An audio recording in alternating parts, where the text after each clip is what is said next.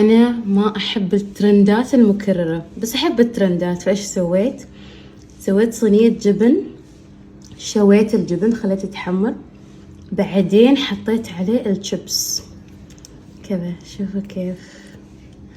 هذه الوصفة لازم تجربوها. وعلى فكرة سويتها من غير كريمة، يعني حتى لو ما عندكم كريمة تقدر تسووها، ما عندكم عذر. لغاويص.